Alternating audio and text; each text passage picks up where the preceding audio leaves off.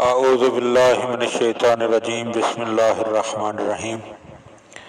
حضرت امیر المومنین علی ابن ابی طالب علیہ الصلوۃ والسلام کے فرامین کا سلسلہ اور اس سلسلے کا 55واں فرمان آپ صاحبان کی خدمت میں ہدیہ ہے۔ وقال علیہ السلام، آپ علیہ السلام نے ارشاد فرمایا، الصبر صبران، صبر دو طرح کا ہوتا ہے۔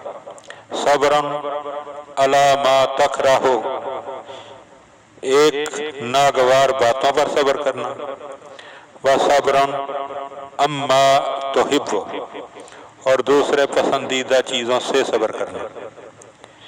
صبر کے حوالے سے اگر ہم غور کریں تو 30ویں فرمان میں مولا علی علیہ السلام سے جب ایمان کے بارے میں پوچھا گیا تو سرکار نے ارشاد فرمایا کہ ایمان کے 4 ستون ہیں اور ان میں سے پہلے ستون کا نام صبر ہے، اور صبر کی پھر 4 شاخیں ہیں۔ ان میں سے پہلی شوق ہے، دوسرا خوف ہے، تیسرا زہد ہے اور چوتھا انتظار ہے۔ تو اس کی وضاحت یقیناً 30ویں فرمان کو دیکھ کر ہو جاتی ہے کہ صبر سے مراد کیا ہے اور صبر کہتے کس کو ہیں۔ لہذا اس کی وضاحت کے لیے چوتھے فرمان ہی کی طرف رجوع کیا جائے، اور مولا کے فرمان جو ہیں وہ ہمارے لیے یقیناً مشعل راہ ہیں اور پتھر پر لکیر ہیں۔